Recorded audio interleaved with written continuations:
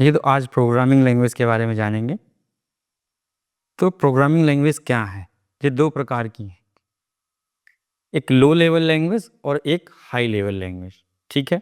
सन 1946 में जब कंप्यूटर बनाए गए, पहले इलेक्ट्रॉनिक कंप्यूटर, तो वहाँ पर जो लैंग्वेज थी, तब लैंग्वेज का विकास नहीं हुआ था। तो सबसे पहले जो लैंग्वेज यूज की गई वो थी लो लेवल लैंग्वेज। ठीक है। तो इसको हम नेक्स्ट स्लाइड में जानेंगे। तो लो लेवल लैंग्वेज जो होती है वह दो प्रकार की होती है, मशीन लैंग्वेज और असेंबली लैंग्वेज। मशीन लैंग्वेज का मतलब सीधे ये हो गया कि जो मशीन जिसको समझ रही है। मशीन किसको समझती है? ज़ीरो और वन को। किसको समझती है? वन को। देखिए, इलेक्ट्रॉनिक से हमारा जब कंप्यूटर चल रहा है तो जो भी काम हो रहा है सारा इलेक्ट्रॉनिक सिग्नल के माध्यम से हो रहा है। किसके माध्यम से हो रहा है? सिग्नल के माध्यम से। तो ये तो सिग्नल जाएगा और ये तो नहीं जाएगा, दो ही काम हो सकते हैं, या हाई हो जाएगा या लो हो जाएगा। उसकी फ्रिक्वेंसी को हाई या लो कर सकते हैं। ठीक है। तो जब हाई होगी फ्रिक्वेंसी, जब हाई होगी तो उसको कंप्यूटर वन मान लेगा, और जब उसकी लो होगी तो उसको क्या मान लेगा? ज़ीरो मान लेगा। तो इसी तरीके से जैसे आपने कीबोर्ड में ए टाइप किया, तो जब आपने ए टाइप किया तो कीबोर्ड में एक माइक्रो कंट्रोलर लगा होता है, छोटा सा, बहुत छोटा सा। उस माइक्रो कंट्रोलर को सारा याद कराया गया है कि इस वाली बटन पे ये स्टिकर लगा हुआ है, इस वाली बटन पे ये स्टिकर लगा हुआ है, ये वाली बटन पे ये स्टिकर लगा हुआ है, ये वाली बटन पे ये स्टिकर लगा हुआ है। उसको याद है। तो जैसे आपने प्रेस किया ए, तो उसको पता है कि अब ए दबाया गया है, और ए का बाइनरी नंबर क्या होगा? जो बाइनरी नंबर 100 में होगा वही फ्रिक्वेंसी वो प्रोसेसर के पास भेज रहा है। ठीक है। और प्रोसेसर जान जाएगा कि ए आया है। क्या आया है? ए आया है। तो ए को हमें टाइप करा देना है, तो ए को टाइप करा देगा प्रोसेसर, और वो आउटपुट यानी आपके डिस्प्ले पे आपको दिख जाएगा। आपने बटन दबाई ए, और वहाँ पर ए टाइप हो गया। ठीक है।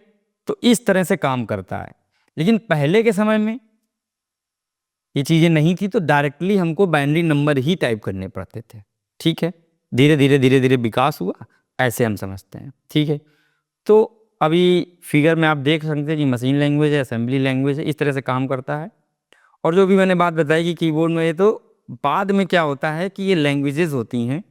इन लैंग्वेजेस के माध्यम से जब हमें रिजल्ट दिखाया जाता है या हमसे कुछ मांगा जाता है, तो ए या 1 या 2 3 में करते हैं, लेकिन कंप्यूटर बाद में उनको कन्वर्ट करता है। और आगे जानेंगे कि ट्रांसलेटर होते हैं, और ट्रांसलेटर कई प्रकार के होते हैं, इसी में आपको जानने मिलेगा।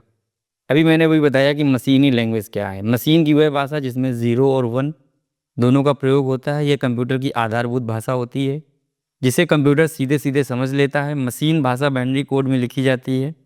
इसमें केवल दो अंक होते हैं, ज़ीरो और वन। कंप्यूटर मात्र बाइनरी संकेत अर्थात ये जीरो या वन को ही समझता है, और कंप्यूटर का सर्किट यानी परिपथ इन बाइनरी कोड को पहचान लेता है और इसे विद्युत इलेक्ट्रिक संकेतों में परिवर्तित कर लेता है। ज़ीरो का मतलब लो या ऑफ होता है, और वन का मतलब हाई या ऑन होता है, जो कि मैंने भी बताया। जैसे कि आज मशीनी भाषा में अगर आई लाइक एजुकेशन लिखा हो जाएगा तो ये इस तरह से लिखेगी, तो इस तरह से ये पूरा जो है टाइप हो जाएगा। ठीक है। आई लाइक जो है करके है। ठीक है। तो ये पूरा इस तरह, लेकिन हम लिखेंगे आई लाइक के ऐसी एजुकेशन। ठीक है, इंग्लिश में।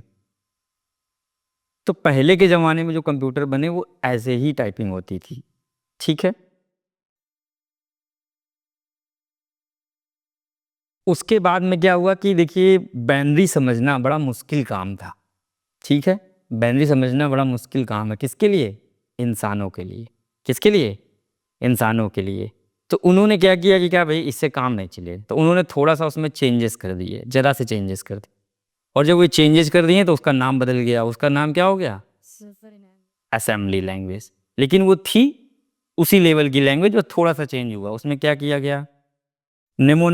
नेमोनिक कोड बना दिए गए। ठीक है। थोड़ा बहुत चेंजेस कर दिया गया, तो ये असेंबली लैंग्वेज हो गई। ये आप इसको पढ़ सकते हैं। ठीक है।